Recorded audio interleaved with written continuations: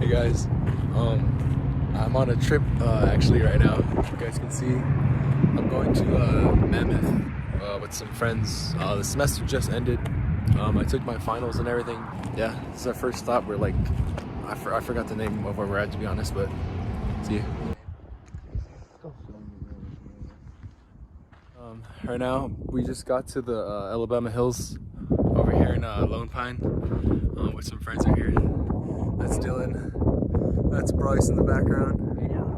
I wanted to talk about my physics project. The goal of the project was to design or plan a mission to get to Mars and come back with like with a finite amount of resources. So like what happens is I learned about rendezvous points and stuff and orbital mechanics, and what I mean by that is like Hohmann transfer orbits. So basically when you complete like a half elliptical orbit to transfer to different orbits like in different stages, and you'll basically have to do that for every stage of the mission when you're landing on Mars, when you're landing back on Earth. And yeah, my group did pretty good. We had the correct dates and times of when we needed to leave Earth. Really quickly, that's Tommy. That's Tommy right there. Yo. But another aspect of the mission that I had to focus on was the required amount of newtons to lift our rocket, because we had to account for things like food, water, like electronics, so even to have a functioning rocket. What you have to do is with this rocket problem is you have to start from the end of the mission. So we have to calculate all of our Hohmann transfer orbits first, and when we're going to be arriving back at Earth from Mars. And you basically work backwards with the rocket equation. For the purpose of my project, all the orbits were circular except for Hohmann transfer. Those are half elliptical orbits. But once you get back to Earth, one of the issues with rockets is that they don't have enough thrust. They can't generate enough thrust to carry their one weight force. And that was one of the problems I encountered. So I figured that problem out. My team used liquid hydrogen boosters. What happened is I noticed we didn't have enough amount of newtons to lift the weight force of our rocket. The thrust couldn't counter it. So what happened is you just add multiple boosters so that your rocket is able to leave the Earth's atmosphere and you can enter Leo.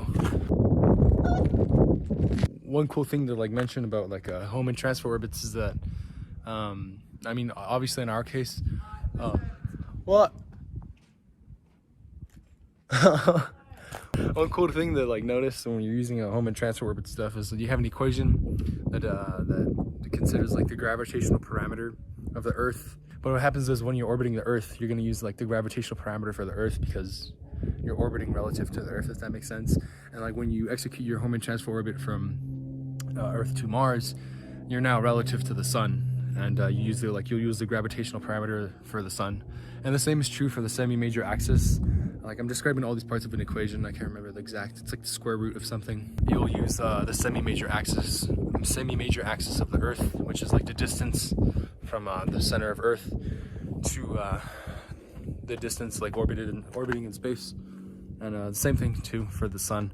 You'll consider the semi-major axis between the Sun and Mars. One important thing too to mention is that about Hohmann transfer orbits.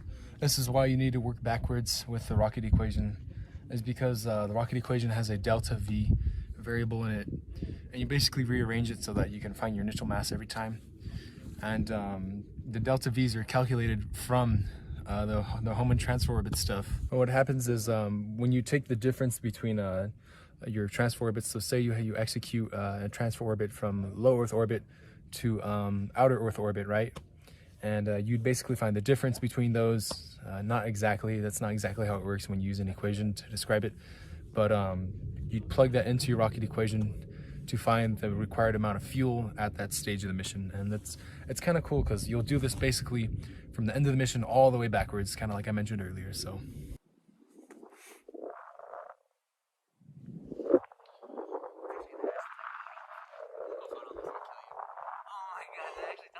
we did it. We were hiking way over there, and now we're back at the car, at the care. So I think we're gonna head to our next stop. I'm doing one last final thing here before we end the day. The sun's probably gonna set, but we want to see the stars, so we're going to hike up that really quickly. But yeah, I think that's pretty much gonna conclude like my project 2 and like what I learned from it. One thing I didn't touch on was like mass flow rate and stuff, like fluid mechanics. We didn't really dive into that in our project. But maybe hopefully next time in the future when I start taking more engineering classes, I can maybe get a better understanding of that. But I think I'll conclude it for today, guys. If you can hear me, I'm a bit gassed. If I don't check in again, I'll see you guys later. So peace.